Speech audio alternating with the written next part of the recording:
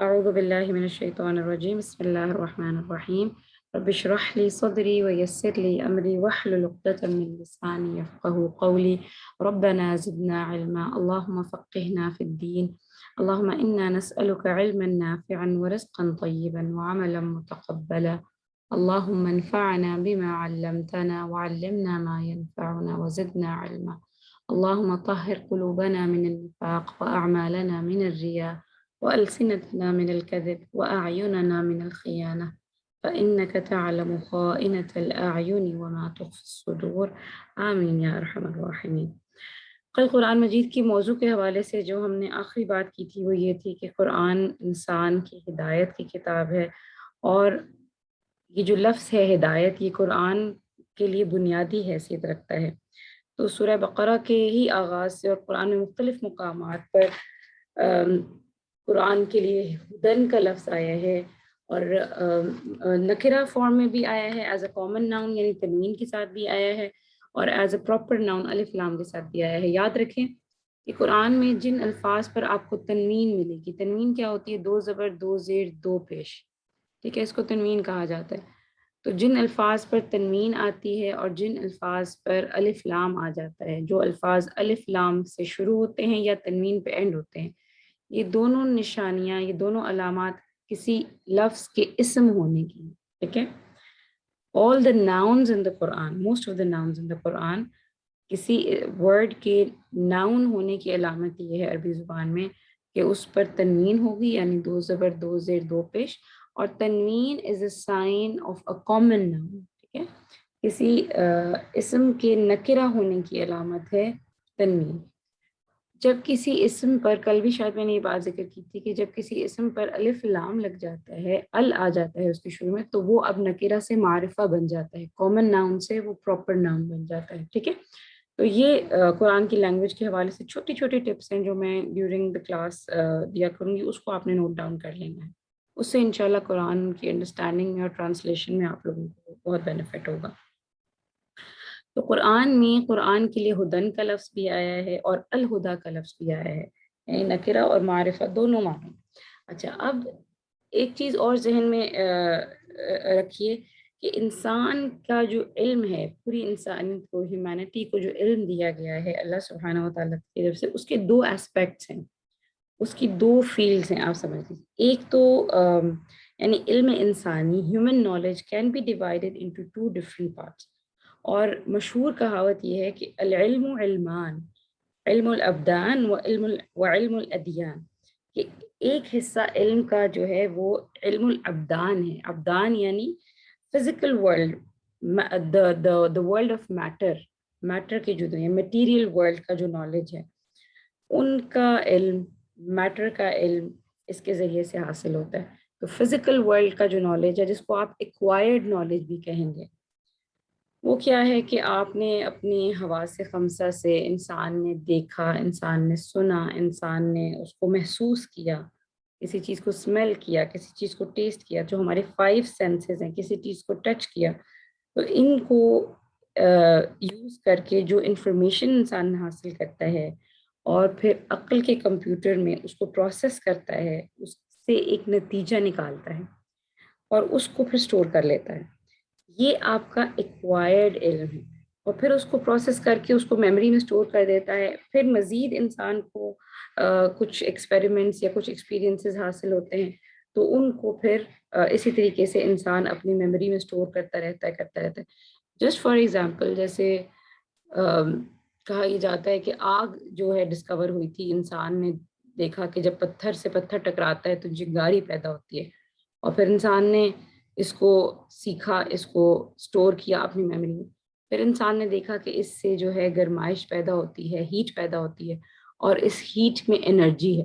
تو کرتے کرتے کرتے ہیومن نالج جو میٹیریل ورلڈ کا نالج ہے، ایکوائرڈ نالج ہے، وہ انسان کا بڑھتا چلا گیا۔ آج سے 100 سال پہلے بھی انسان تصور نہیں کر سکتا تھا کہ انسان کا علم وہاں تک پہنچے گا جہاں آج ہے، سائنس اینڈ ٹیکنالوجی کے اعتبار سے۔ تو یہ وہ علم ہے کہ جو انسان اپنی 5 سینسز سے، اپنی عقل کے ذریعے سیکھتا ہے، ایکوائر کرتا ہے۔ تو اس علم کا تعلق دراصل اس علم سے ہے جو حضرت آدم علیہ السلام کو ودیعت کیا گیا تھا، آدم علیہ السلام کو سکھایا گیا تھا۔ انشاءاللہ سورہ بقرہ کے چوتھے رکوع میں اس واقعے کا ذکر ہے کہ جب آدم علیہ السلام کو اللہ تعالیٰ نے تمام نام سکھا دیے تھے، basically that was the potential of the material knowledge of the world. اس دنیا میں، اس کائنات میں انسان کی انٹریکشن جن چیزوں سے ہونی تھی، پوٹینشلی اللہ تعالیٰ نے وہ تمام علم، بالکل اسی طریقے سے جیسے آپ نے دیکھا ہوگا ایک سیڈ ہے، اس کے اندر اس پورے درخت کی، پورے پلانٹ کی جو انفارمیشن ہے وہ اسٹورڈ ہوتی ہے۔ Potentially mango tree is with in the mango said it self, ٹھیک ہے؟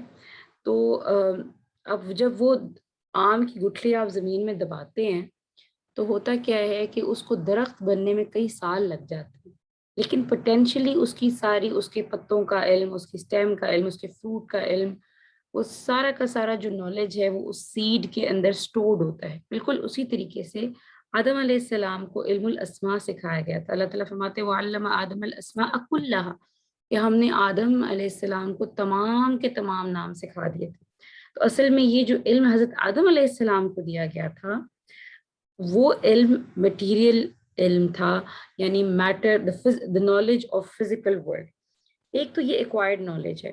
علم کا جو دوسرا حصہ ہے جو انسان کو دیا گیا ہے، اس تک انسان کی ایکسس ہے ہی نہیں، سوائے اس کے کہ وہ علم وحی کے ذریعے دیا جاتا ہے۔ This is also known as revealed knowledge, ٹھیک ہے؟ ریویلڈ نالج اب کیا ہے کہ اللہ تعالیٰ نے قرآن میں اگین سورہ بقرہ کے چوتھے رکوع کے آخر میں آپ پڑھیں گے فَإِمَّا يَأْتِيَنَّكُم مِّنِّي هُدًى، آدم علیہ السلام سے لے کر رسول اللہ صلی اللہ علیہ وسلم کے دور تک جو ہدایت بھیجی گئی ہے انبیاء اور رسل کے ذریعے، یہ وہ علم ہے جو وحی کے ذریعے اللہ تعالیٰ نے اپنے رسولوں کو، انبیاء کو دے کر بھیجا، اور باقی تمام ہیومینٹی کا جو ایکسس ہے اس نالج کا وہ اپنے انبیاء ہیں، ٹھیک ہے؟ اچھا، آدم علیہ السلام سے لے کر رسول اللہ صلی اللہ علیہ وسلم تک جیسے جیسے ہیومن سویلائزیشن ترقی کرتی گئی ہے، جیسے جیسے ہیومن سویلائزیشن اپنی جو ہے شعور کی منزلیں طے کرتی گئی ہے، اللہ تعالیٰ کی طرف سے ہدایت میں بھی اضافہ ہوتا گیا ہے، یہاں تک کہ جب قرآن کا نزول ہوتا ہے تو اس کو الہدا کہہ دیا جاتا ہے، یعنی فائنل گائیڈنس۔ تو الہدا can also mean final guidance, کہ اب اس کے بعد جو ہے وہ دس از دی الٹیمیٹ گائیڈنس۔ تو اب یہ جو گائیڈنس میں بھی جیسے جیسے وقت گزرا ہے، ہیومن سویلائزیشن اور ہیومن انٹلیکٹ اور انسانی شعور میں جیسے جیسے ترقی ہوئی ہے، اس کو سمجھ لینا بھی بہت ضروری ہے۔ پہلی جو کتابیں نازل ہوئی تھی ان میں ہدایت تو تھی، اللہ تعالیٰ فرماتے ہیں اِنَّا أَنزَلْنَا التَّوْرَاةَ فِيهَا هُدًى وَنُورٌ، ہم نے تورات نازل کی اور اس میں ہدایت بھی تھی، نور بھی تھا۔ پھر اسی طریقے سے انجیل کے بارے میں اللہ تعالیٰ فرماتے ہیں فِيهِ هُدًى وَنُورٌ، اس میں ہدایت بھی تھی اور نور بھی تھا۔ تو لیکن یہ ہدایت اور یہ نور درجہ بدرجہ ترقی کرتا رہا، یہاں تک کہ قرآن میں آ کر یہ کامل ہو جاتا ہے اور پھر یہ الہدا بن جاتا ہے۔ اب یہ صرف ہدن نہیں بلکہ الہدا ہے، یعنی ہدایت تامہ، الٹیمیٹ گائیڈنس۔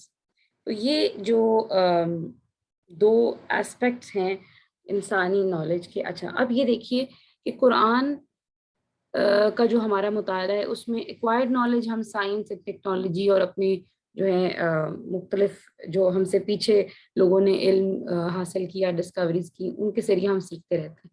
جہاں تک ریویلڈ نالج کا تعلق ہے، جس کے بارے میں نے آپ کو بتایا، ہمارا ایکسیس ریویلڈ نالج کا آج قرآن اور سنت ہے۔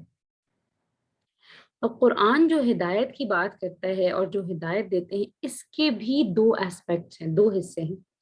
ایک ہدایت ہے جو آپ کی فکر اور آپ کی بیسیکلی سمجھ لیجیے نظریے کی یا آئیڈیالوجی کی ہدایت ہے، جو مطلب بیسیکلی دس از اے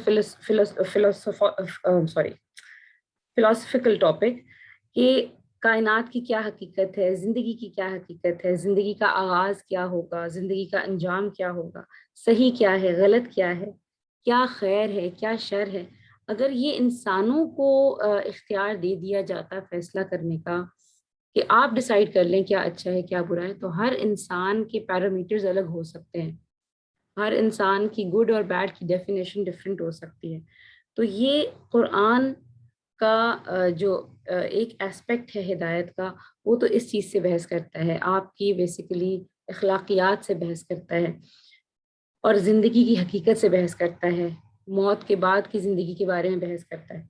دوسرا جو پہلو ہے قرآن کی ہدایت کا, وہ ہے ہدایت عملی, عمل کے اعتبار سے ہدایت. اور عملی اعتبار سے جو ہدایت ہے وہ انفرادی سطح پر, انڈیویجول لیول کے اوپر بھی ہے, اور اجتماعی سطح پر بھی ہے. یہ کس چیز سے بحث کرے گی؟ جو عملی ہدایت ہے کہ اب کرنا کیا ہے. آپ کی فکر قرآن کے مطابق ڈھل گئی, آپ کا تھاٹ پروسیس جو ہے وہ قرآن اس کو پاک کرتا ہے, لیکن اب پریکٹیکلی قدم کیا اٹھانے. تو یہ جو عملی ہدایت ہے یہ قرآن میں آپ کو ملے گی اوامر اور نواہی کی شکل میں, dos and don'ts of the Quran, حلال اور حرام کے احکامات پر مشتمل ہے. یہ کرنا ہے, یہ نہیں کرنا, یہ حلال ہے, یہ حرام ہے. پھر اسی طریقے سے اس میں معاشی اور معاشرتی احکامات بھی, آپ کی سوشل ویلیوز اور آپ کی فائنینشلز, آپ کی اکنامیکل جو لائف ہے اس کے بارے میں بھی قرآن گائیڈ کرتا ہے. تو بیسیکلی آپ اس کو کہیں گے کہ یہ جو قرآن ہے یہ نہ صرف فکر اور نظر کی ہدایت ہے بلکہ فعل اور عمل کی ہدایت بھی ہے, یعنی عملی ہدایت بھی ہے, اور وہ بھی صرف انفرادی سطح پر نہیں بلکہ اجتماعی سطح پر. ایک جو فتنہ ویسٹ سے اٹھا اور خاص طور پر کرسچینٹی کا فتنہ تھا, وہ یہ تھا کہ مذہب یا دین انسان کا پرسنل میٹر ہے, وہ اجتماعی سطح پر اس کا کوئی لینا دینا نہیں ہے, اس کا اسٹیٹ سے یا حکومت سے کوئی لینا دینا نہیں ہے. آپ اپنے دین کو جیسے چاہیں آپ پریکٹس کریں. اصل میں یہ مسئلہ تب اٹھا کیونکہ ان کی نظر میں جو ریلیجن ہے وہ صرف ایک مطلب ایک مذہب ہے. مذہب اور دین کا جو فرق ہے وہ بہت زیادہ سمجھنے کی چیز ہے. اسلام کو اللہ تعالیٰ دین کہتے ہیں, یہ مذہب نہیں ہے. مذہب کا کیا مطلب ہے؟ مذہب is basically it is a combination of certain rituals. مختلف عبادات ہیں, آپ نماز پڑھ لیتے ہیں, آپ روزہ رکھ لیتے ہیں, یہ آپ کی انفرادی لیول پر ہیں, انڈیویجول لیول پر ہیں, کہ آپ جو ہیں اخلاقیات کے دائرے میں رہتے ہیں, صحیح کو صحیح غلط کو غلط مانتے ہیں, اور یہ کہ آپ سرٹن ریچولز جو ہیں وہ اپنے اختیار کرتے ہیں اپنے کلچرل ایونٹس کے اندر. شادی بیاہ کے موقع پر نکاح جو ہے وہ مسلمانوں کا ڈفرینٹ طریقے سے ہوتا ہے, ہندوؤں کا, کرسچنس کا الگ الگ طریقے سے. تو بیسیکلی مذہب کو ایک کلچر کا رنگ دے دیا جاتا ہے. لیکن قرآن اس بات سے بحث کرتا ہے کہ اسلام ایک دین ہے, اور دین کیا ہے؟ Basically it is a code of life, اور دین کے اندر انسانی زندگی کے تمام اسپیکٹ شامل ہو جاتے ہیں. انسان کے معاملات اس میں آ جاتے ہیں, انسان کے جو معاشی فیصلے ہیں یا جو انسان کی معیشت ہے وہ اس میں شامل ہو جاتی ہے.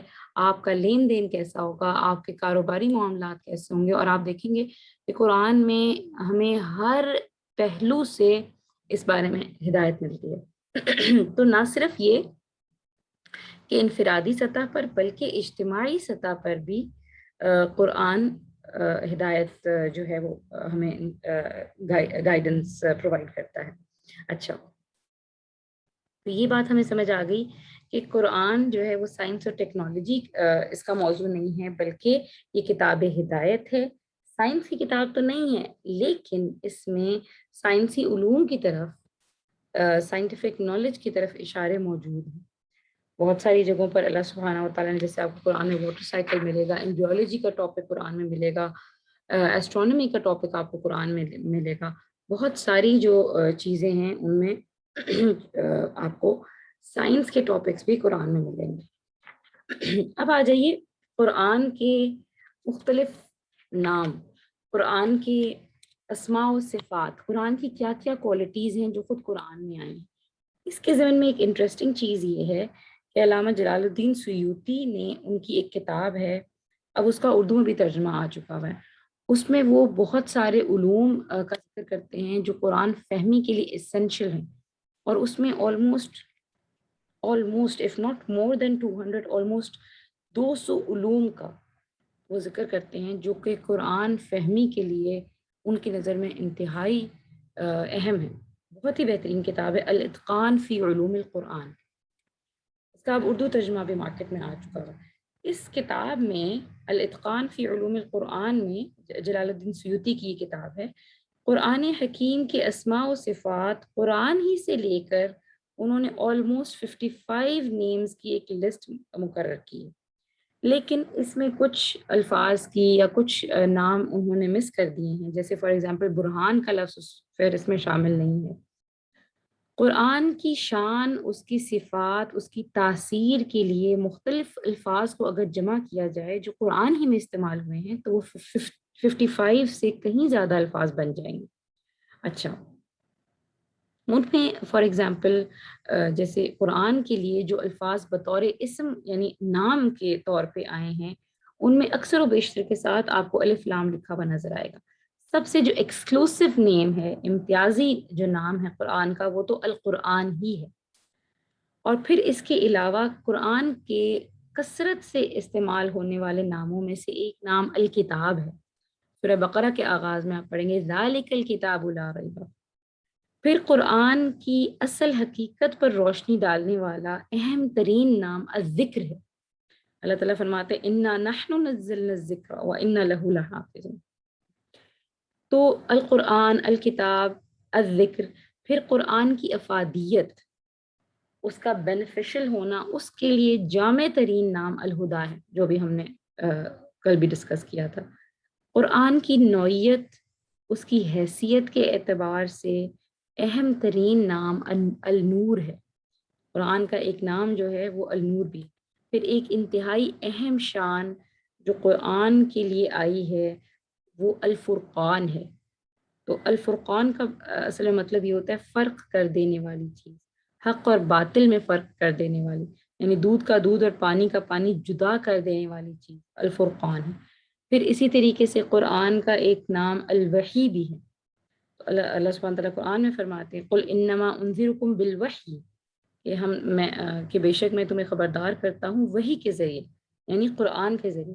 پھر اسی طریقے سے کل ہم نے قرآن کا ایک نام کلام اللہ بھی پڑھا تھا کہ کلام اللہ کا لفظ خود قرآن میں آیا حتی یسمع کلام اللہ. تو یہ بھی جو ہے اللہ تعالیٰ کی کتاب یعنی القرآن کے لیے یہ بھی ایک نام قرآن ہی میں آیا ہے.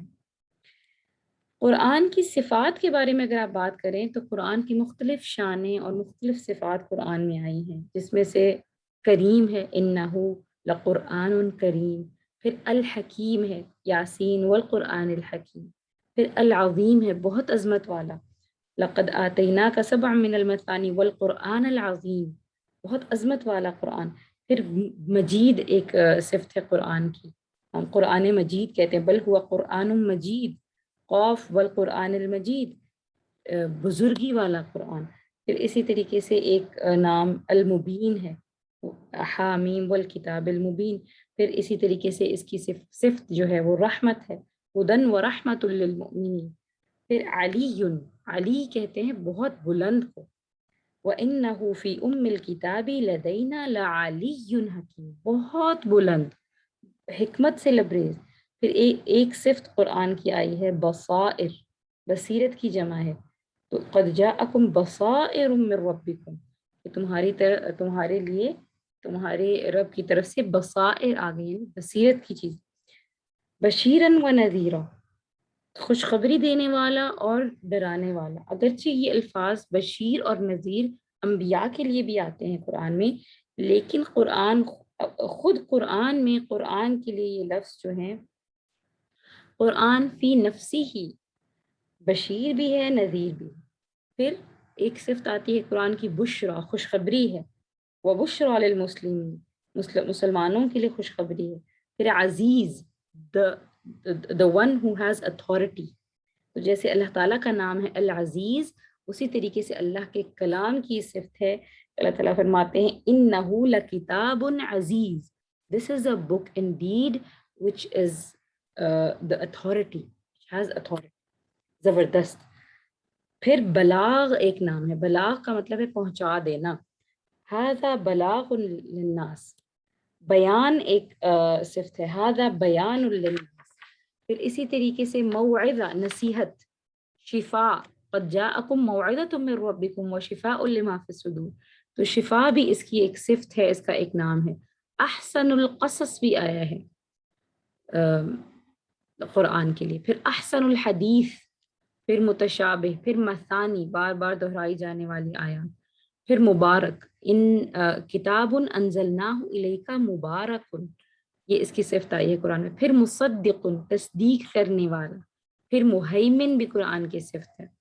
پھر اسی طریقے سے قیم، قیم قرآن کی صفت ہے، یعنی some thing which is up right, جس میں کسی قسم کا کوئی ٹیڑھ نہیں ہے، کوئی کجی نہیں ہے، کسی قسم کی کوئی ڈیویشن نہیں ہے.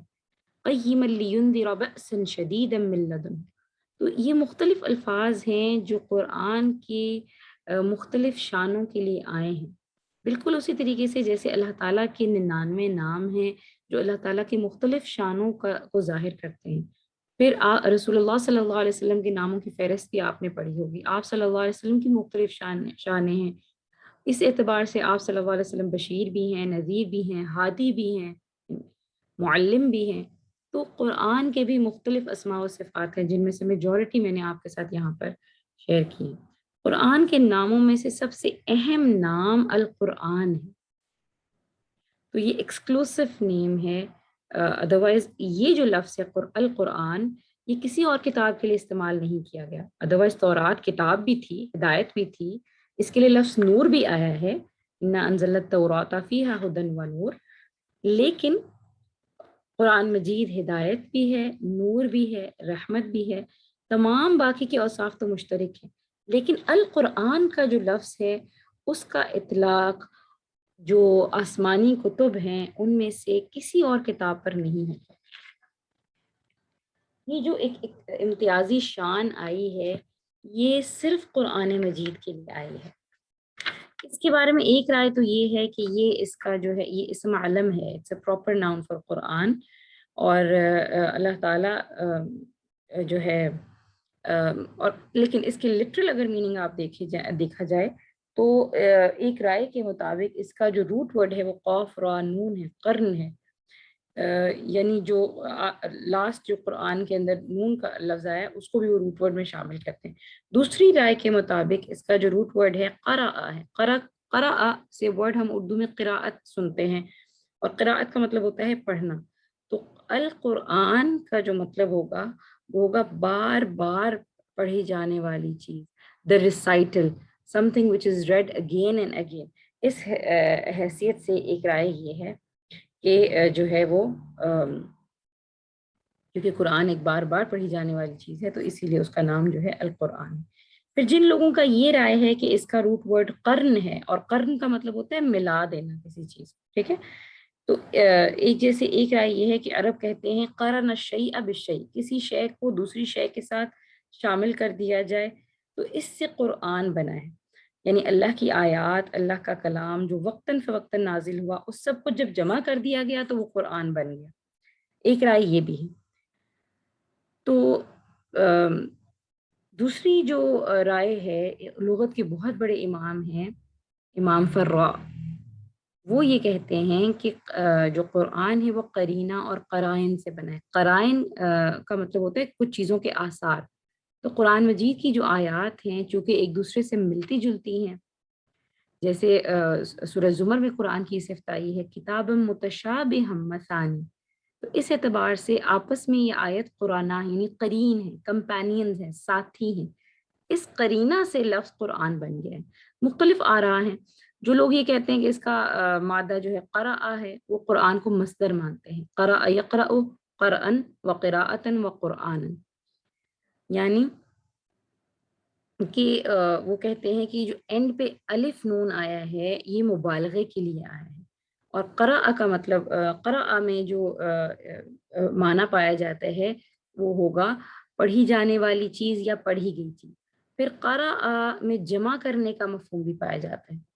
عرب یہ کہا کرتے تھے قرأت الماء فی الحوض، قرأت الماء فی الحوض یعنی میں نے پانی کو حوض میں جمع کر دیا. تو قرأ کا ورڈ وہاں پہ بھی یوز کیا کرتے تھے. اسی سے ورڈ قریہ بنا ہے. قریہ کا لفظ عربی زبان میں گاؤں کے لیے آتا ہے، یعنی جب جہاں لوگ جمع ہو جاتے ہیں، جمع ہو کر رہتے ہیں، اس کو قریہ کہا جاتا ہے، بستی یا گاؤں. ٹھیک ہے. تو ایک معنی پھر اس سے پتہ چلتا ہے کہ قرآن کا مطلب ہے اللہ کا کلام جہاں جمع کر دیا گیا وہ قرآن ہے. تو جب آیات تمام کی تمام جمع کر دی گئیں تو یہ قرآن بن گیا. بالکل اسی طریقے سے قریہ جیسے وہ جگہ ہے جہاں لوگ آباد ہو جائیں، مل جل کر رہ رہے ہوں، تو جمع کرنے کا مفہوم بھی قرأ میں پایا جاتا ہے اور قرن میں بھی پایا جاتا ہے. یہ دونوں مادے ایک دوسرے سے بہت قریب ہیں. بہرحال یہ ایک لٹرل ایک بحث تھی، لغوی بحث تھی قرآن کے نام کے حوالے سے. اب آپ دیکھ لیجئے کہ قرآن کے بارے میں جو حکم ہے وہ اللہ سبحانہ تعالیٰ کیا فرماتے ہیں؟ کتاب انزلناہ الیک مبارک لیدبروا آیاتہ ولیتذکر اولو الالباب. قرآن فہمی کے لیے اب ہم نے کیا، ہمارے جو اصول ہیں وہ کیا ہیں؟ ان میں سے ایک بہت اہم اصول کیا ہے؟ تذکر اور تدبر. کتاب ہم نے نازل کی، آپ کی طرف جو کتاب ہم نے نازل کی ہے وہ کیا ہے؟ مبارک. مبارک ہے. کیوں نازل کی گئی ہے یہ کتاب؟ اصل میں قرآن کو پڑھنے کا، اس کو سمجھنے کا اور اس سے ایسوسیٹڈ مختلف علوم کو سمجھنے کا مقصد کیا ہے کہ اس کے اندر بھیجی کیوں گئی تھی؟ لیدبروا آیاتی. نمبر ایک، تاکہ لوگ اس کی آیات پر غور کریں، تدبر کریں. اور دوسری چیز وَلِيَتَذَكَّرَ أُولُو الْأَلْبَابِ، اور اولو الالباب یعنی عقل والے اس سے تذکر حاصل کریں، یعنی اس سے سبق حاصل کریں. تو ان دونوں کا مطلب کیا ہے؟ کہ ایک تو پہلی چیز یہ ہے کہ قرآن سے ہدایت اخذ کر لینا، نصیحت حاصل کر لینا، اصل رہنمائی حاصل کر لینا. تو قرآن کا جو اصل مغز ہے، یعنی جو اس کی ایسنس ہے، ہدایت، وہ ہم نے اس سے لے لی. پھر قرآن کے لیے جو لفظ یہاں پر استعمال، جو میں نے آپ کو آیت پڑھ کے سنائی ہے، وہ تذکر ہے. اور تذکر کا لفظ بنا ہے ذکر سے. تذکر یا تذکیر کا لفظ ہم اردو میں بھی استعمال کرتے ہیں یاد دہانی کے لیے، ریممبرنس کے لیے. تو اصل میں قرآن ریممبرنس اس کو کیوں کہا گیا؟ یعنی انسان یاد کس چیز کو کرتا ہے؟ ایک چیز آپ نے نئی سیکھی، لیکن یاد دہانی کیوں؟ یاد دہانی آپ کو تب کرائی جاتی ہے جب آپ بھول جاتے ہیں. تو اصل میں یہ چیز اس حقیقت کی طرف رہنمائی کرتی ہے کہ قرآن جس چیز کی طرف انسان کو بلاتا ہے، جس چیز کی طرف انسان کی رہنمائی کرتا ہے، وہ انسان کی فطرت میں چھپی ہوئی ہے. اللہ تعالیٰ قرآن میں کہتے ہیں نا کہ فَأَلْهَمَهَا فُجُورَهَا وَتَقْوَاهَا، ہم نے انسان کو الہام کر دیا اس کی برائی بھی، فسق و فجور بھی، اور اس کا تقوی بھی، یعنی اچھائی اور برائی کی پہچان، اللہ تعالیٰ کی پہچان، یعنی انسان کے رب کی پہچان بھی ہماری فطرت میں انکلکیٹ کر کے ہمیں اس دنیا میں بھیجا گیا ہے. ہمیں، کیونکہ ہماری روح جو اللہ تعالیٰ کے پاس سے آئی ہے وہ اللہ کی کمپنی میں رہی ہے. ہماری روحوں کو جب آدم علیہ السلام کی روح کو بنایا گیا اور آدم علیہ السلام کی تمام ذریت، قیامت تک آنے والے انسانوں کی روح کو بنایا گیا. اور سورہ اعراف میں اس کا ذکر آپ کو ملے گا کہ پھر وعدہ الست لیا گیا. اللہ تعالیٰ نے پوچھا تھا ہم سب سے، میں، آپ، ہم سب وہاں موجود تھے، الستو بربکم، کیا میں تمہارا رب نہیں ہوں؟ تو جو فطرت ہے انسان کی، جو ہیومن نیچر ہے، وہ اللہ کو پہچانتی ہے. اب قرآن کیا کرتا ہے؟ کیونکہ جب ہم پیدا ہوئے اور پھر ہماری میموری جو تھی وہ ساری کی ساری، کیونکہ امتحان مقصود تھا، انسان کو بھیجا کس مقصد سے گیا تھا؟ کہ انسان جو ہے وہ دنیا میں بھیجا گیا ہے لیبلوکم ایکم احسن عملا، آزمائش کے لیے، ٹیسٹ کے لیے بھیجا گیا تھا.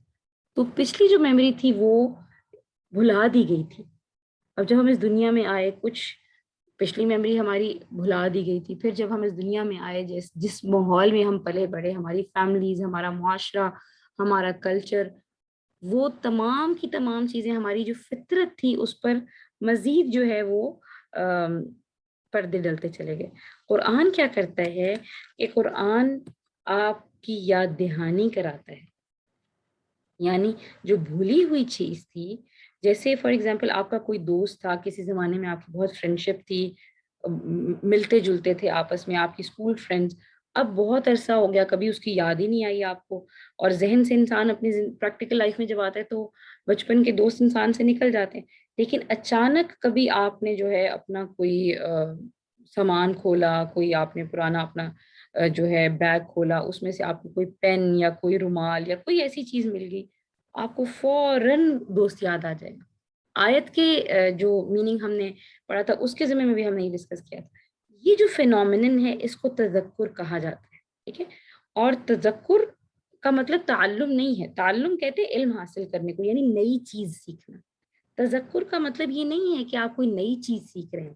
تذکر کا مطلب یہ ہے کہ جو علم آپ کو پہلے سے تھا, جس کے اوپر آپ کے نسیان کے پردے پڑ گئے, جو آپ بھول گئے تھے, اس کو ہٹا کر اندر سے اس کو برآمد کرنا. تو انسانی فطرت کے اندر اللہ کی محبت, اللہ کی معرفت چھپی ہوئی ہے, اس پر پردے پڑ گئے ہیں. تو یہ فطرت میں موجود ہے. قرآن کیا کرتا ہے کہ قرآن اس کی صفائی کر کے اس جو اندر اللہ کی محبت فطرت میں انگریوڈ ہے اس کو باہر نکالتا ہے. تو یادداشت کو ریکال کرنا اور فطرت میں جو حقائق چھپے ہوئے ہیں ان کو اجاگر کر لینے کا نام تذکر ہے. اور اصل میں قرآن کا جو ٹارگٹ ہے, قرآن کا جو اصل ہدف ہے وہ تذکر ہے. اللہ تعالیٰ نے قرآن کا یہ جو دعویٰ ہے سورہ قمر میں 4 مرتبہ ہے, وَلَقَدْ يَسَّرْنَا الْقُرْآنَ لِلذِّكْرِ فَهَلْ مِن مُدَّكِرٍ. اور البتہ تحقیق کہ ہم نے قرآن کو آسان کر دیا ہے. کس چیز کے لیے؟ ذکر کے لیے, ریممبرنس کے لیے, یاد دہانی کے لیے, تذکر کے لیے. فَهَلْ مِن مُدَّكِرٍ, تو کوئی ہے نصیحت حاصل کرنے والا. تذکر حاصل کرنے کے لیے بیٹا یاد رکھیے کہ تذکر کے لیے ہمیں بہت زیادہ اس میں گہرائی میں جو ہے وہ غوطہ زنی کرنے کی ضرورت نہیں ہے, اور نہ ہی اس کے لیے بہت زیادہ مشقت اور محنت مطلوب ہے, کیونکہ اس کے لیے اللہ کا وعدہ ہے. جو نصیحت حاصل کرنا چاہتا ہے قرآن سے, اس کے لیے اللہ تعالیٰ نے قرآن کو جو ہے بہت آسان کر دیا. انسان کے اندر اگر طلب ہو حقیقت کی اور قرآن کے ساتھ ڈائریکٹ کمیونیکیشن ہو, ناٹ انڈائریکٹ. انڈائریکٹ کمیونیکیشن قرآن سے کیا ہوگی کہ آپ اس کی ٹرانسلیشنز پڑھ رہے ہیں, انٹرپریٹیشن پڑھ رہے ہیں, لیکن ڈائریکٹ کوئی کمیونیکیشن نہیں. ڈائریکٹ کمیونیکیشن آپ کی قرآن کے ساتھ تب ہوگی جب آپ قرآن کی زبان کو سمجھیں گے.